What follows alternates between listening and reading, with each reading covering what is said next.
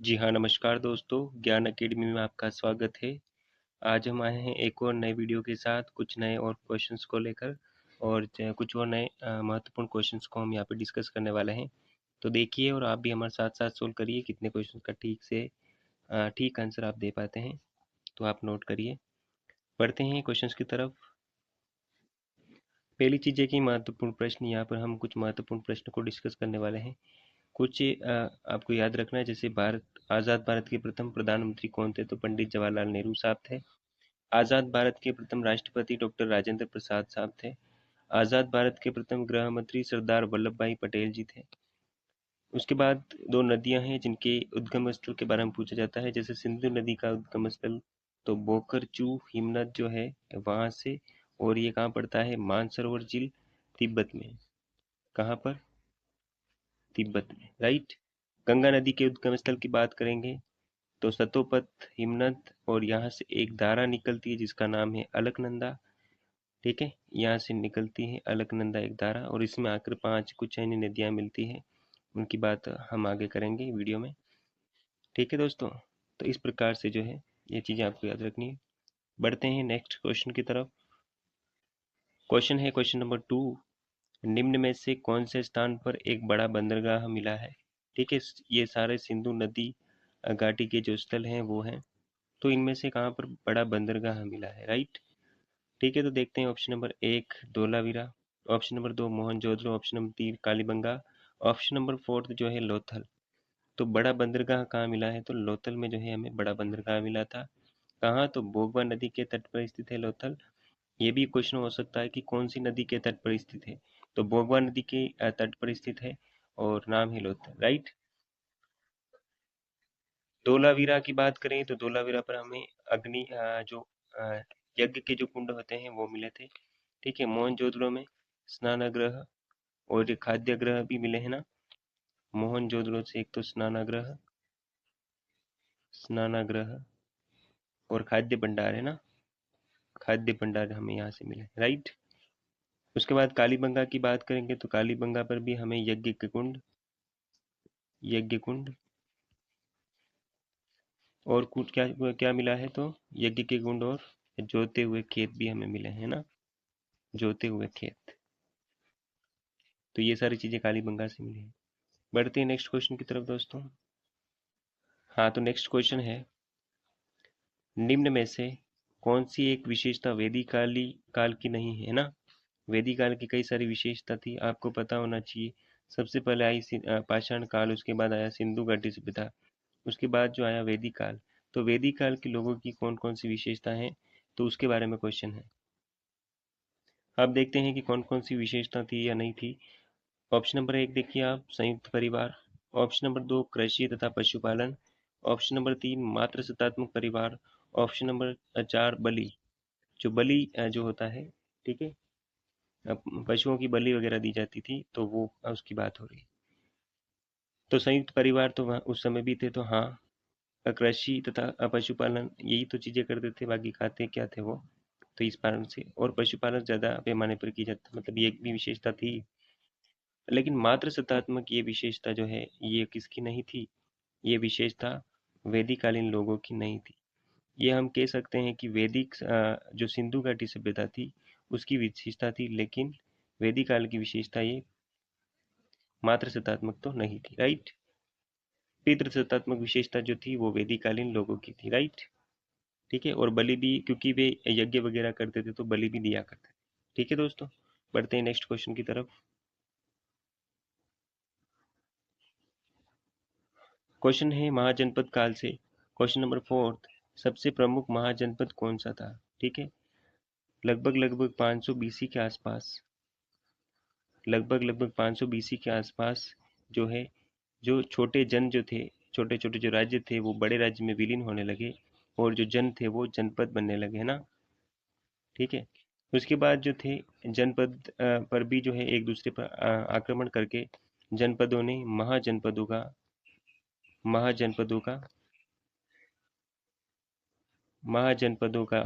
ग्रहण कर लिया, है ना, स्थान। अब बात करते हैं कि इनमें से सबसे जो महत्वपूर्ण महाजनपद था तो वो कौन सा था। ऑप्शन नंबर है आपके, option number 1 Magadh, option number 2 है गांधार, ऑप्शन नंबर 3 है अवंती और ऑप्शन नंबर 4 है कौशल। तो इनमें से भी जो सबसे महत्वपूर्ण था वो था मगध। अब मगध कहाँ स्थित है? तो मगध आज का जो हमारा बिहार राज्य है, ठीक है, जो बिहार है हमारा आज का, तो वहाँ पर मगध स्थित था, ठीक है, बिहार। महत्वपूर्ण ये क्यों बना? क्योंकि वहाँ पर एक तो बड़े बड़े राजा हुए, जैसे बिंदुसार, बिंबसार, बिंदुसार, ठीक है, अशोक। इस कारण से मगध एक प्रमुख महाजनपद बन पाया। और भी कुछ कारण है मगध के महाजनपद बनने के, कि वहाँ पर जो है हाथी बड़े पैमाने पर मौजूद थे। दूसरा, क्योंकि गंगा नदी वहाँ से होकर निकलती है, तो बड़े पैमाने पर कृषि कार्य वहाँ पर किए जाते थे। और जंगल के किनारे था, तो वहाँ से जो जंगल से जो महत्वपूर्ण सामग्री चाहिए होती है तो वो भी उनको मिल जाती थी। तो इस कारण से मगध प्रमुख जनपद था। बढ़ते हैं नेक्स्ट क्वेश्चन की तरफ। हाँ, तो अगला जो क्वेश्चन है, क्वेश्चन नंबर 5। क्वेश्चन नंबर 5 ये कहता है कि भील जनजातीय विद्रोह किसके नेतृत्व में हुआ था? ऑप्शन है आपके, ऑप्शन नंबर 1 सेवाराम भील के नेतृत्व में, ऑप्शन नंबर 2 है बिरसा मुंडा के नेतृत्व में, ऑप्शन नंबर 3 जो है वो है उदय नारायण के नेतृत्व में, ऑप्शन नंबर 4 है वो है संताल के नेतृत्व में। ठीक है, तो आपका ऑप्शन का जो आंसर है वो है भील जनजातीय विद्रोह किसके नेतृत्व में हुआ था? तो सेवाराम भील के नेतृत्व में भील जनजातीय विद्रोह हुआ था। राइट, ऑप्शन नंबर 1 करेक्ट है। बिरसा मुंडा के नेतृत्व में जो हुआ था, वो हुआ था मुंडा विद्रोह जो कहा जाता है, वो बिहार आज के छोटा नागपुर के आसपास के क्षेत्रों में हुआ था, ठीक है। तो वो बिरसा मुंडा के नेतृत्व में हुआ था, ठीक है। संताल विद्रोह की बात करें तो इसमें जो थे मुख्य जो थे वो थे सिंधु। दो नाम थे उसमें, थे एक का नाम था सिंधु और दूसरे का नाम था कोनहू। दो भाई थे और इन्होंने मिलकर ये विद्रोह किया था। राइट, बढ़ते हैं नेक्स्ट क्वेश्चन की तरफ।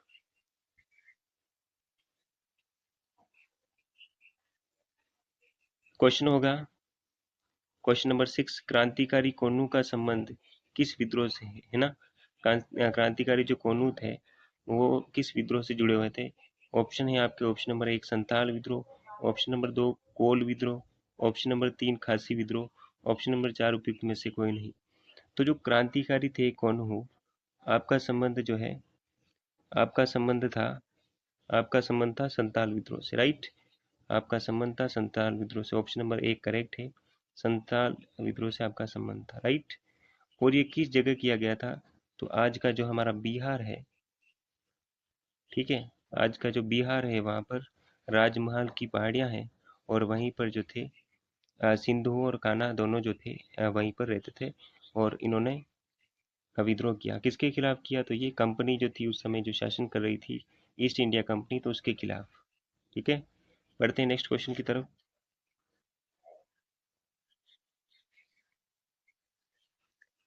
अगला जो क्वेश्चन है, क्वेश्चन नंबर 7। क्वेश्चन है अभिनव भारत संगठन के संस्थापक कौन थे, है ना? अभिनव भारत जो संगठन थे, कुछ क्रांतिकारी संगठन हुए थे भारत को आज़ाद करवाने में, उनमें से एक संगठन था अभिनव भारत। तो उसके संस्थापक कौन थे? ऑप्शन 1 है श्याम कृष्ण वर्मा, ऑप्शन नंबर 2 है वीर सावरकर, ऑप्शन नंबर 3 है भारतेंदु, ऑप्शन नंबर 4 है सुभाष चंद्र बोस। तो ऑप्शन है, आप आंसर दीजिए दोस्तों कमेंट बॉक्स में। तो अभिनव भारत संगठन के जो संस्थापक थे उनका नाम था वीर सावरकर, ठीक है। कब बना था संगठन की थोड़ी सी बात करें तो 1899 में मित्र मेला संगठन नाम की स्थापना की थी। किसने की थी? तो तिलक साहब ने, है ना। गणपति उत्सव और मित्र मेला संगठन की स्थापना तिलक साहब ने की थी। इसी का जो है नाम चेंज करके वीर सावरकर ने वीर सावरकर ने इसी का नाम चेंज करके कर दिया था अभिनव भारत संगठन। राइट, अभिनव भारत संगठन। ठीक है दोस्तों, तो इसकी स्थापना किसने की थी? यह संगठनकर्ता कौन थे? तो वीर सावरकर साहब थे, ठीक है। उसके बाद इस संगठन में और कौन कौन से लोग थे? कई सारे लोग थे इसमें। इस युवाओं को क्या करता था? लाठी चलाना सिखाते यह संगठन। और क्या सिखाता था? तलवारबाजी सिखाता था, पहाड़ों पर चढ़ना आदि जो है उनकी ट्रेनिंग वगैरह करवाई जाती थी, ताकि उनको एक परफेक्ट क्रांतिकारी बनाया जा सके। ठीक है दोस्तों, बढ़ते हैं नेक्स्ट क्वेश्चन की तरफ।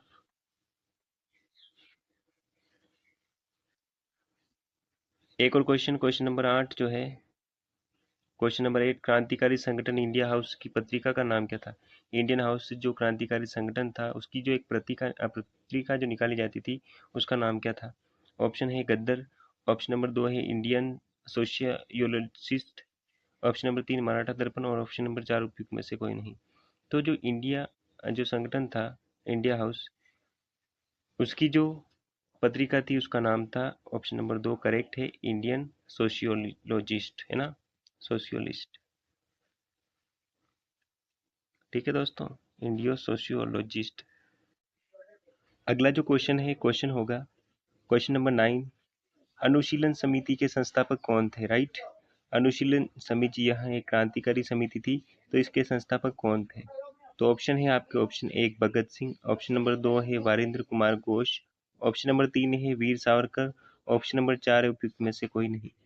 तो ये जो संस्था थी अनुशीलन समिति के संस्थापक थे Varindra Kumar Ghosh, option number second.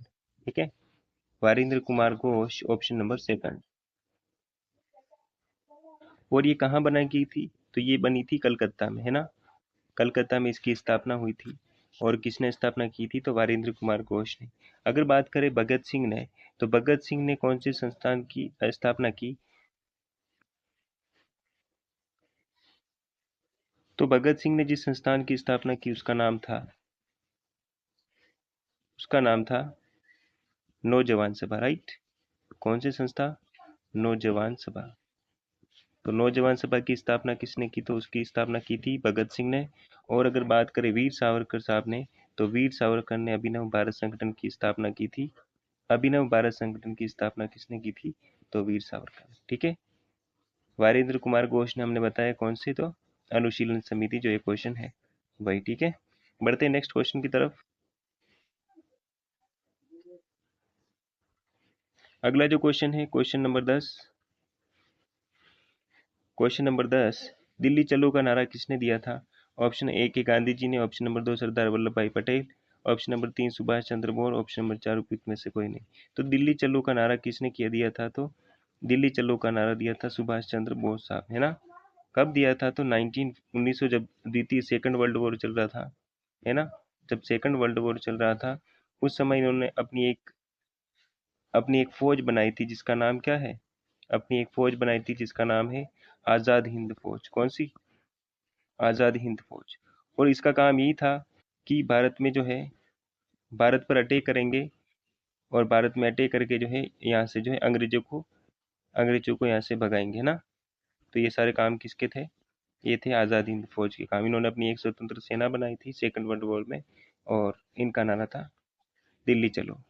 ठीक है, बात करते हैं गांधी जी। गांधी जी के तो कई सारे नारे हैं। उसके बाद सरदार वल्लभ भाई पटेल। बढ़ते हैं नेक्स्ट क्वेश्चन की तरफ।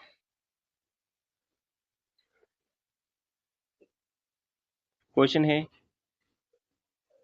क्वेश्चन नंबर 11, कि कौन सी गंगा की सहायक नदी नहीं है? इसमें से कुछ कुछ नदियां वहाँ दी हुई है, इनमें से कौन सी नदी जो है गंगा की सहायक नदी नहीं है? ऑप्शन ए के कोसी, ऑप्शन नंबर 2 है पुनपुन, ऑप्शन नंबर 3 है यमुना, और ऑप्शन नंबर 4 है काबुल। तो इनमें से कौन सी नदी जो है गंगा की सहायक नदी नहीं है? तो काबुल नदी जो है वो गंगा की सहायक नदी नहीं है। राइट, ये किसकी सहायक नदी है? ये है सिंधु नदी की सहायक नदी, है ना। सिंधु की सहायक नदी कौन सी है? सिंधु की सहायक नदी है, सिंधु की सहायक नदी है काबुल नदी, है ना। बाकी सारी ये तीनों ही नदियां हैं, ये गंगा की सहायक नदियां हैं। राइट, बढ़ते हैं नेक्स्ट क्वेश्चन की तरफ। अगला जो क्वेश्चन है वो है राजनीति से, क्वेश्चन नंबर 12, कि रीट क्षेत्राधिकार किसका नहीं है ना। रीट कौन कौन जारी नहीं कर, ऐसा भी क्वेश्चन बन सकता है कि रीट कौन जारी नहीं करता है? ऑप्शन ए के सुप्रीम कोर्ट, ऑप्शन नंबर 2 है उच्च न्यायालय, ऑप्शन नंबर 3 है अधीनस्थ न्यायालय, ऑप्शन नंबर 4 है इनमें से कोई जारी नहीं करता। तो सुप्रीम कोर्ट जो है आर्टिकल 32 के तहत, है ना, आर्टिकल 32 के तहत जो है रीट जारी करता है। और हाई कोर्ट, ये जो उच्च न्यायालय होते हैं हमारे, वो आर्टिकल 226 के द्वारा जो है रीट जारी करते हैं। लेकिन अधीनस्थ न्यायालय जो होती हैं डिस्ट्रिक्ट कोर्ट्स, उनको जो है रीट जारी करने का अधिकार नहीं होता है। बढ़ते हैं नेक्स्ट क्वेश्चन की तरफ दोस्तों। Correct answer is option number 3। अगला क्वेश्चन है, निम्न में से संविधान की व्याख्या करने का अधिकार किसको है?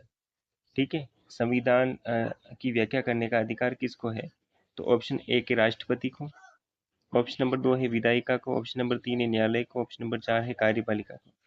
तो संविधान की व्याख्या कौन करेगा? तो ऑप्शन नंबर 3 है जो करेक्ट है, कि न्यायालय जो है सुप्रीम कोर्ट है, सुप्रीम कोर्ट है, उसको जो है संविधान ने काम सौंपा है। ऐसा कोई आर्टिकल है जो जिसकी व्याख्या करनी है, तो वो सब काम किसका है? तो सुप्रीम कोर्ट का है, न्यायालय का है। ठीक है दोस्तों, बाकी सब ऑप्शन गलत है। बढ़ते हैं नेक्स्ट क्वेश्चन की तरफ। अगला जो क्वेश्चन है, क्वेश्चन नंबर 14, कितनी बार वित्तीय आपातकाल लगाया गया है ना?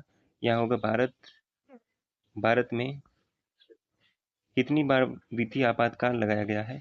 ऑप्शन 1 है 4 बार, ऑप्शन नंबर 2 है 2 बार, ऑप्शन नंबर 3 है 1 भी बार नहीं, और ऑप्शन नंबर 4 है 3 बार। तो एक भी बार नहीं जो है हमारे आपातकाल, भारत में वित्तीय आपातकाल तो एक भी बार नहीं लगा है। ठीक है, वित्तीय आपातकाल एक भी बार नहीं लगा है। आपातकाल 3 होते हैं, आपको पता ही है। एक होता है राष्ट्रीय आपातकाल, एक होता है संवैधानिक संवैधानिक आपातकाल, तीसरा होता है वित्तीय आपातकाल। ठीक है, तो संवैधानिक आपातकाल तो कई बार लगे हुए हैं भारत में, और राष्ट्रीय आपातकाल भी कई बार लगा है। जब जब युद्ध की स्थिति होती है भारत में, तो राष्ट्रीय आपातकाल लगाया जाता है। लेकिन वित्तीय आपातकाल होता है, जैसे अगर भारत में पैसे की कमी हो जाती है तो वित्तीय आपातकाल लगाया जाता है, लेकिन ऐसा एक भी बार नहीं हुआ है। यानी कि वित्तीय आपातकाल भारत में एक भी बार नहीं लगा है। राइट, बढ़ते हैं नेक्स्ट क्वेश्चन की तरफ। क्वेश्चन होगा, राष्ट्रपति बनने के लिए निम्न में से कौन सी योग्यता आवश्यक है ना? कौन कौन सी योग्यता होगी आप में तो आप राष्ट्रपति बन पाएंगे। ऑप्शन ए के भारतीय नागरिक, हाँ तो भारतीय नागरिक तो होगा तभी तो राष्ट्रपति बनाएंगे। दूसरा होता है न्यूनतम 35 वर्ष की आयु, ये भी ठीक है। ऑप्शन नंबर 3 है लोकसभा सदस्य बनने की योग्यता हो, और ऑप्शन नंबर 4 है सभी। तो ऑप्शन नंबर 4 जो है सभी, ये करेक्ट आंसर है। ये सब योग्यता आप में होनी चाहिए, तभी आप राष्ट्रपति बन पाएंगे। ठीक है, बढ़ते हैं। या फिर राष्ट्रपति बनने के लिए ये तीनों ही योग्यता तो कम से कम होनी ही चाहिए। राइट, बढ़ते हैं नेक्स्ट क्वेश्चन की तरफ। अगला क्वेश्चन है क्वेश्चन नंबर 16, निम्न में से कौन सी राज्यसभा का पदेन सभापति होता है? कौन जो होता है वो राज्यसभा का पदेन सभापति होगा? ऑप्शन ए के उपराष्ट्रपति, ऑप्शन 2 है प्रधानमंत्री, ऑप्शन नंबर 3 है राष्ट्रपति, और ऑप्शन नंबर 4 है उपयुक्त में से कोई नहीं। तो कौन जो होता है वो पदेन एक बार उस पद को प्राप्त कर लेता है तो वह राज्यसभा का सभापति ऑटोमेटिक बन जाता है। तो वो है ऑप्शन नंबर ए, एक उपराष्ट्रपति। ठीक है, उपराष्ट्रपति का जो मेन काम होता है वो काम होता है राज्यसभा का सभापतित्व करना। राइट, तो ऑप्शन नंबर 1 करेक्ट। ठीक है, बढ़ते हैं नेक्स्ट क्वेश्चन की तरफ। अगला क्वेश्चन है, निम्न में से कौन सी शक्ति विधायिका की नहीं है ना? विधायिका की शक्ति नहीं है। विधायिका किसको कहते हैं? तो संविधान के 3 भाग होते हैं, या हमारी जो उसके 3 भाग होते हैं। एक होती है कार्यपालिका, है ना, एक होती है कार्यपालिका, एक होती है व्यवस्थापिका या विधायिका, ठीक है, और एक होती है न्यायपालिका। न्यायपालिका का काम क्या है? कि ऐसे कोई गलत कानून अगर बनते हैं तो उन पर रोक लगाना। ठीक है, विधायिका क्या करती है? कानून बनाने का काम करती है, जो कि हमारी संसद है, लोकसभा और राज्यसभा है। और अगर बात करें कार्यपालिका, तो हमारी जो गवर्नमेंट होती है वो उसमें आती है कार्यपालिका में। और ये जो विधायिका जो काम वगैरह बनाती है, तो उनको जो करने का काम होता है वो काम कौन करता है? तो वो करती है कार्यपालिका। अब बात करते हैं कि विधायिका के काम कौन से नहीं है ना? ये जो विधायिका है इसके काम कौन से नहीं है? ऑप्शन देखते हैं फटाफट से। ऑप्शन 1 है देश में लागू आपातकाल को समाप्त करना। दूसरा है ऑप्शन किसी राज्य का नाम बदलना। ऑप्शन नंबर 3 है संविधान का संशोधन। ऑप्शन नंबर 4 है संविधान के मूल ढांचे में परिवर्तन। तो ऑप्शन नंबर 4 जो है वो करेक्ट है। ऑप्शन नंबर 4 जो है वो करेक्ट है, कि संविधान के संशोधन के द्वारा भी मूल ढांचे में, जो संविधान का मूल ढांचा है उसमें परिवर्तन विधायिका नहीं कर सकती। राइट, तो ऑप्शन नंबर 4 इज करेक्ट। ठीक है, बाकी सब काम जो है विधायिका के हैं। ठीक है, बढ़ते हैं नेक्स्ट क्वेश्चन की तरफ। क्वेश्चन होगा क्वेश्चन नंबर 18 कि संविधान में नीति निर्देशक तत्व किस देश के संविधान से लिए गए हैं, है ना। नीति निर्देशक तत्व जो है डायरेक्टिव प्रिंसिपल ऑफ स्टेट, तो वो कहाँ से लिए गए हैं। ऑप्शन नंबर 1 है आयरलैंड, ऑप्शन नंबर 2 है ब्रिटेन, ऑप्शन नंबर 3 है फ्रांस, ऑप्शन नंबर 4 है अमेरिका। तो नीति निर्देशक तत्व जो है वो ऑप्शन नंबर 1 करेक्ट है, आयरलैंड के संविधान से लिए गए हैं, राइट। ठीक है, संसदीय व्यवस्था कहाँ से ली गई है, तो संसदीय व्यवस्था ब्रिटेन के संविधान से ली गई है। फ्रांस से हमने सीखा है कि भ्रातृत्व तथा बंधुत्व की जो भावना है वो हमने फ्रांस के संविधान से ली है। और अमेरिकी संविधान से हमने फंडामेंटल राइट्स का सिद्धांत यानी कि मौलिक अधिकार का सिद्धांत कहाँ से उठाया है, तो वो अमेरिकी संविधान से उठाया है। इसी कारण से कुछ लोग संविधान की आलोचना करते हैं कि दूसरे देशों से प्रेरित संविधान बनाया है भारत का। ठीक है, तो आयरलैंड के संविधान से नीति निर्देशक सिद्धांत तो लिए गए हैं। बढ़ते हैं नेक्स्ट क्वेश्चन की तरफ। क्वेश्चन है क्वेश्चन नंबर 19 किस संविधान संशोधन द्वारा मूल कर्तव्य को संविधान में जोड़ा गया। ऑप्शन ए के 42वां संविधान संशोधन, ऑप्शन 2 है 44वां संविधान संशोधन, ऑप्शन नंबर 45 है ऑप्शन नंबर 3 है 45वां संविधान संशोधन, ऑप्शन नंबर 4 उपयुक्त में से कोई नहीं। तो जो मूल कर्तव्य जो है संविधान की थोड़ी सी बात करते हैं। एक होता है मूल अधिकार, एक होता है मूल अधिकार, एक होता है नीति निर्देशक तत्व, एक होता है मूल कर्तव्य। तो मूल कर्तव्य का मतलब होता है कि ये नागरिकों का फर्ज है कि वो अपने देश के लिए कुछ कार्य ऐसे हैं जो कि नहीं करने चाहिए, जैसे कि कोई सार्वजनिक संपत्ति है, स्कूल कॉलेज वगैरह को नुकसान नहीं पहुंचाना चाहिए।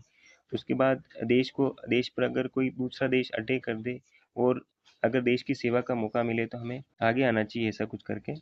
और हमें राष्ट्रगीत राष्ट्रगान का अपमान नहीं करने चाहिए, ये सारे मूल कर्तव्य हैं। तो ये जो जोड़ा गया था 42वें संविधान संशोधन द्वारा मूल कर्तव्य का सिद्धांत भारतीय संविधान में जोड़ा गया था। ठीक है, बढ़ते हैं नेक्स्ट क्वेश्चन की तरफ। क्वेश्चन होगा क्वेश्चन नंबर 20 भूख से मर रहे हैं यहाँ पे मर रहे व्यक्ति के लिए लोकतंत्र का कोई भी महत्व नहीं है, ये शब्द किसके हैं, ऐसा किसने कहा था। तो ऑप्शन नंबर 1 के मिसांग, ऑप्शन नंबर 2 है पंडित नेहरू, ऑप्शन नंबर 3 है लोहिया, ऑप्शन नंबर 4 है अमर्त्य सेन। तो ऐसा किसने कहा था, तो ऑप्शन नंबर 2 जो है वो करेक्ट है। ऐसा कहने वाले थे पंडित नेहरू साहब। उन्होंने कहा था कि भूख से मर रहे व्यक्ति के लिए संविधान का कोई महत्व नहीं है। ठीक है दोस्तों, बढ़ते हैं नेक्स्ट क्वेश्चन की तरफ। अगला क्वेश्चन है क्वेश्चन नंबर 21 निम्न में से कौन सा सबसे नवीन उपजाऊ मैदान होता है। ठीक है, जब एक नदी निकलती है, एक पहाड़ से जब एक नदी निकलती है, ठीक है, तो वो जो है कुछ अवसाद रखती जाती है, उन्हीं को कहा जाता है। ठीक है, तो उनको कहा जाता है सबसे पहले तराई बाबर। बाबर जो होते हैं वो बड़े अवशेष होते हैं, बड़ी बड़ी चट्टानें होती हैं, उनको बाबर कहा जाता है। उसके बाद तराई कहा जाता है। तराई इन बाबर से छोटे अवसाद होते हैं, गाद वगैरह। यहाँ पर नदी हमें पुनः देखने को मिलती है। अवसाद में क्योंकि बड़े बड़े अवसाद होते हैं, ये बाबर बड़े बड़े चट्टानें होती है, तो वहाँ पर नदी जो होती है लुप्त हो जाती है, हमें दिखाई नहीं देती। लेकिन तराई में पुनः देखने को मिलती है। खादर जो होते हैं वो कुछ 2 3 5 10 साल का जो पुराना जो मैदान होता है उसको बांगर कहा जाता है। और खादर जो होता है वो नवीन मैदान होते हैं। ठीक है, नवीन मैदान कौन सा होता है, तो जो हाल ही में 1 2 साल में जो मैदान अवशेष जो नदी रख के जाती है उसको खादर कहा जाता है। ठीक है, ये सबसे ज्यादा उपजाऊ होता है। बढ़ते हैं नेक्स्ट क्वेश्चन की तरफ। अगला क्वेश्चन है क्वेश्चन नंबर 22। क्वेश्चन है कि 22 मालदीव को लक्षद्वीप कितने डिग्री चैनल से अलग करता है ना। यहाँ पर हमारा लक्षद्वीप है और नीचे जो है वो मालदीव है, तो कितने डिग्री चैनल जो है दोनों को अलग करता है। तो ऑप्शन ए के 8 डिग्री, ऑप्शन 2 है 9 डिग्री, ऑप्शन नंबर 3 है 12 डिग्री, ऑप्शन नंबर 4 है उपयुक्त में से कोई नहीं। तो 9 डिग्री चैनल जो है, 9 डिग्री का जो चैनल है यहाँ पे वो लक्षद्वीप और यहाँ पर जो मालदीव स्थित है दोनों को अलग करता है। ठीक है, अरब सागर में। बढ़ते हैं नेक्स्ट क्वेश्चन की तरफ। अगला क्वेश्चन है क्वेश्चन नंबर 23। निम्न में से कौन सी नदी अरब सागर में गिरती है? कौन सी नदी जो है वो अरब सागर में गिरती है? ऑप्शन है कृष्णा, ऑप्शन नंबर 2 है Kaveri, option number 3 Godavari, option number 4 है पेरियार। तो कुछ भारत में दो प्रकार की नदियां होती है। एक तो जो बंगाल की खाड़ी में गिरती है इस तरफ, कुछ नदियां होती है जो कि अरब सागर में गिरती है इस तरफ। इस तरफ जैसे नर्मदा, ताप्ती, ठीक है, उसके बाद मांडवी, पेरियार, इस प्रकार भरतपुजा आदि नदियां जो है वो अरब सागर में गिरती है। और बंगाल की खाड़ी में कौन कौन सी नदियां गिरती हैं, जैसे अगर बात करें तो कृष्णा, कावेरी, स्वर्ण रेखा, ठीक है, गोदावरी, इस प्रकार से कुछ प्रमुख नदियां हैं जो कि बंगाल की खाड़ी में गिरती हैं। तो पेरियार नदी जो है इनमें से ऑप्शन में से ऑप्शन नंबर 4 पेरियार नदी जो है वो अरब सागर में गिरने वाली नदी है। बाकी ये तीनों ही नदियां जो है वो बंगाल की खाड़ी में गिरती है। ठीक है, पढ़ते हैं नेक्स्ट क्वेश्चन की तरफ। अगला क्वेश्चन है क्वेश्चन नंबर 24। निम्न में से कौन सा तथ्य नर्मदा नदी के लिए ठीक नहीं है ना, गलत है। नर्मदा नदी के लिए गलत है। ऑप्शन एक है यह अरब सागर में गिरती है।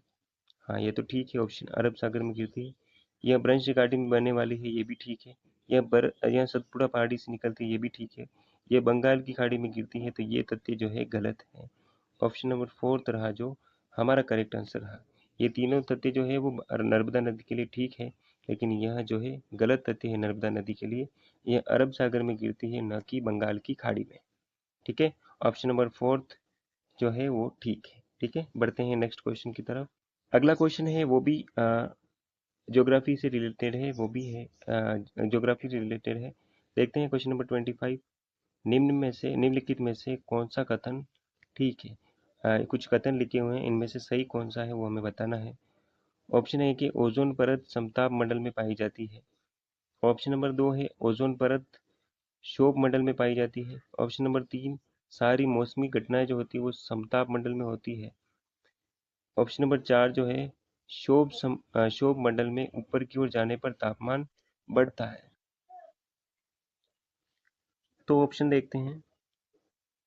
ठीक है, तो ओजोन परत समताप मंडल में पाई जाती है, ये बात तो ठीक है। ये बात ठीक है, ओजोन परत जो होती है समताप मंडल में सबसे पहले आता है क्षोभ मंडल, उसके बाद आता है समताप मंडल, उसके बाद मध्य मंडल, उसके बाद आयन मंडल, और उसके बाद में आता है वो है बहिर्मंडल। तो ओजोन परत जो होती है वो समताप मंडल में पाई जाती है, ये कथन ठीक है। बाकी देखते हैं, जैसे ओजोन परत क्षोभ मंडल में पाई जाती है, ये कथन गलत है। तीसरा कथन है सारी मौसमी घटनाएं समताप मंडल में होती है, ये कथन भी गलत है, क्योंकि सारी मौसमी घटनाएं जो होती है वो क्षोभ मंडल में होती है। ठीक है, अ, चौथा जो क्वेश्चन है वो है क्षोभ मंडल में ऊपर की ओर जाने पर तापमान बढ़ता है, ये भी गलत बात है, क्योंकि क्षोभ मंडल में ऊपर की ओर जाने पर तापमान घटता है। ठीक है, तापमान कम होता है ऊपर जाने पर। ठीक है, प्रत्येक 1 किलोमीटर अगर हम ऊपर जाते हैं तो तापमान जो है 6 डिग्री सेल्सियस से गिर जाता है। ठीक है, तो ऑप्शन ए करेक्ट है, बाकी सारे ऑप्शन गलत है। ठीक है, बढ़ते हैं नेक्स्ट क्वेश्चन की तरफ। अगला जो क्वेश्चन है वो है करंट अफेयर का क्वेश्चन। क्वेश्चन है जैसे 26, वाल्मीकि बाघ अभ्यारण्य कौन से राज्य में स्थित है?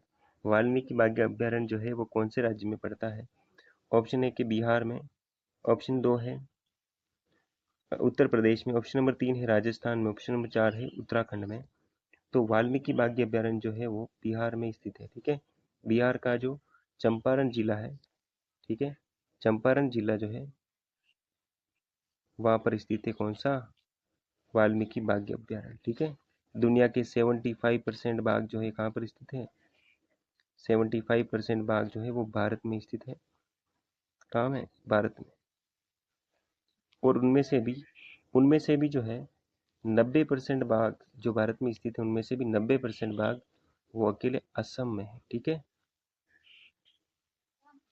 ठीक है दोस्तों, तो इतनी इन्फॉर्मेशन आपको याद रखनी है। बढ़ते हैं नेक्स्ट क्वेश्चन की तरफ।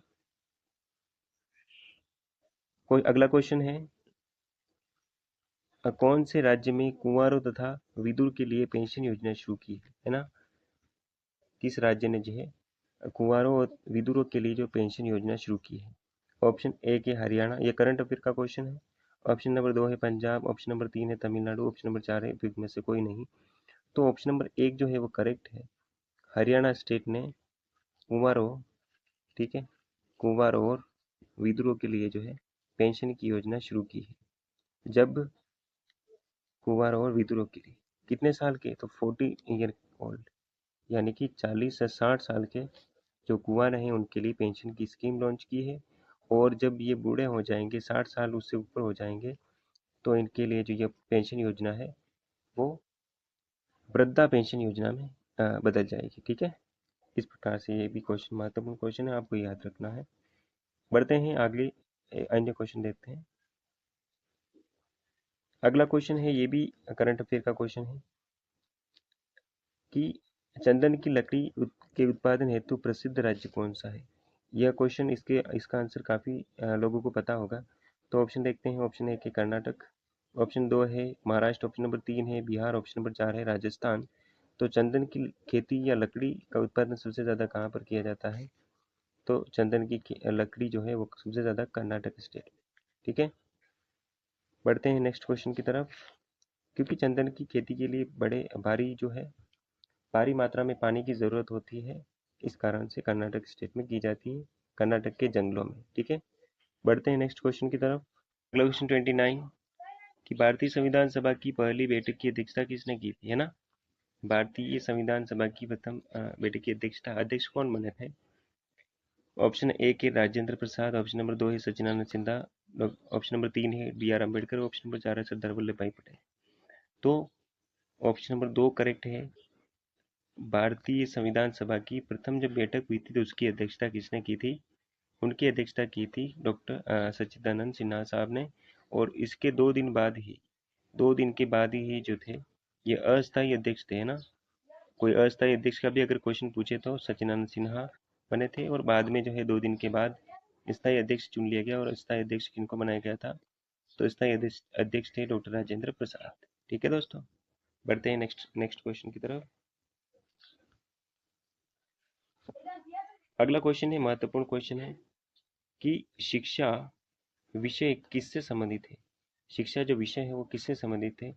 ऑप्शन ए है संघ सूची से, ऑप्शन 2 है समवर्ती सूची से, ऑप्शन नंबर 3 है राज्य सूची से, ऑप्शन नंबर 4 है जो वो है अवशिष्ट सूची से। तो शिक्षा का जो अधिकार है वो समवर्ती सूची के अंतर्गत आता है।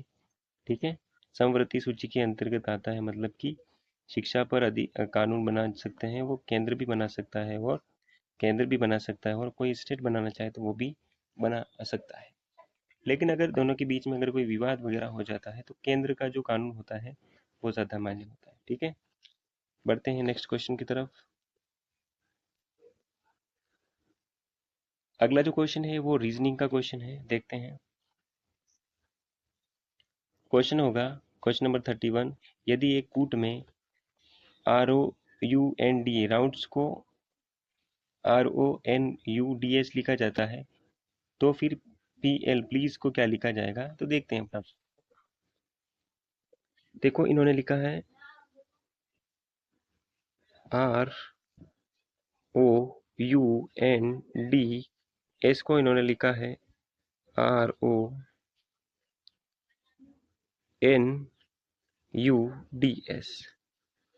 अब यहाँ से अपने को पता पड़ रहा है कि इन्होंने आर का तो आर लिख रखा है, ओ को ओ लिख रखा है, यू और एन के जो स्थान हैं उनको चेंज करके एन और यू कर दिया है। बाकी का जो डी और एस है तो उसको एज इट इज लिखा है। तो हमारा भी जो ऑप्शन होगा तो बी, पहले के 2 वर्ड को वैसे के वैसे लिखेंगे, उसके बाद के जो वर्ड हैं उनको चेंज कर देंगे, ए पहले और ई बाद में, उसके बाद जो वर्ड है उनको ऐसे का वैसा लिखना है। राइट, तो ऑप्शन नंबर PLAE, S और E कहाँ पर है? PLAS और E ऑप्शन नंबर सेकंड में है, तो हमारा करेक्ट आंसर होगा ऑप्शन नंबर 2। ठीक है दोस्तों, इस प्रकार से आपको सरल करना है। कोई भी क्वेश्चन दिया होगा तो उसको देखना है पहले कि किस प्रकार से कुछ ट्रिक लग रही है या नहीं लग रही है। बढ़ते हैं नेक्स्ट क्वेश्चन की तरफ। अगला जो क्वेश्चन है वो क्वेश्चन होगा क्वेश्चन नंबर 32, कि जिस तरह यहाँ पर क्वेश्चन होगा, जिस तरह 34 का संबंध 12 से है उसी प्रकार 59 का संबंध किससे है। तो अपन बना के देखते हैं। 37 से 12 किस प्रकार से बन सकता है। तो अगर 3 और 4 के बीच में अगर मैं गुणा करवा दूँ, 3 मल्टीप्लाई विथ 4, तो मेरे पास 12 प्राप्त होता है। उसी प्रकार से अगर 5 और 9 का भी हम गुणा करवाएंगे तो हमें जो आंसर होता है वो प्राप्त होता है 9 5 45। ठीक है, और ये जो है 45 हमें ऑप्शन नंबर 1 में ही दिखता है, यानी कि ऑप्शन 1 जो है हमारा करेक्ट आंसर। ठीक है दोस्तों, बढ़ते हैं कुछ नेक्स्ट क्वेश्चन, कुछ और क्वेश्चन है उनको देखते हैं। क्वेश्चन होगा अगला कि नीली क्रांति का संबंध किससे है। ऑप्शन ए की खाद्यान्न उत्पादन से संबंधित है, ऑप्शन नंबर 2 है मछली पालन से संबंधित है, ऑप्शन नंबर 3 है तिलहन से संबंधित है, ऑप्शन नंबर 4 है वो नील से संबंधित है। ठीक है, तो नीली क्रांति का संबंध किससे है वो हमें बताना है। तो नीली क्रांति का जो संबंध है, नीला क्या होता है, नीला होता है पानी। तो नीली क्रांति का संबंध जो, और पानी में क्या रहता है,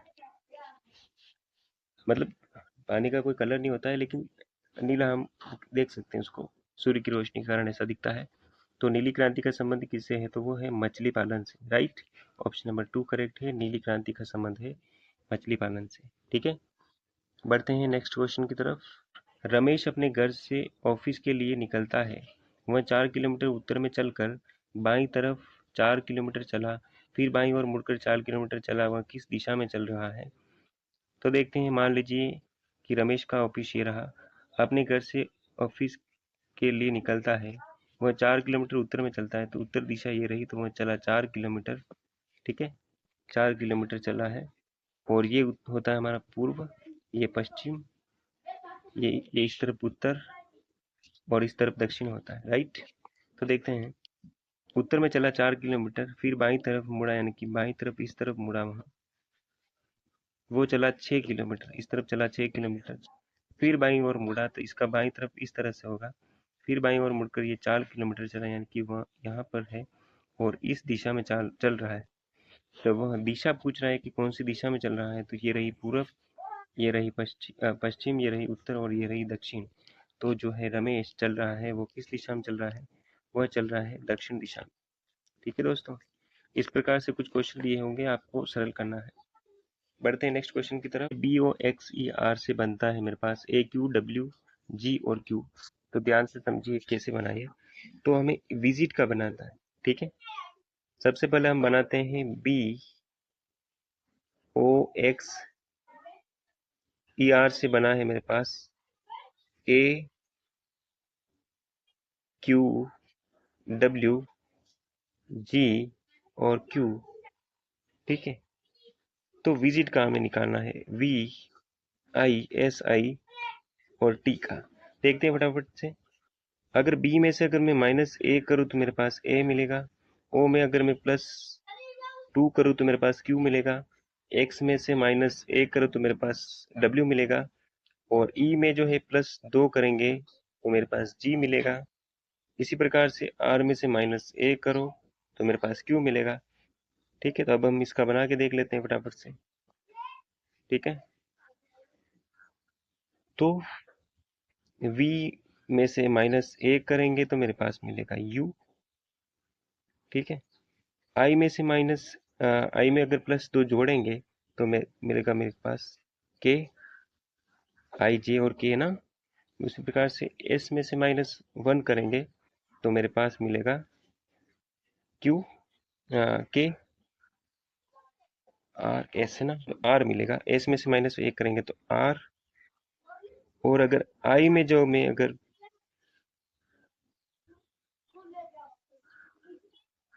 आई में अगर +2 करेंगे तो मेरे पास मिलेगा के।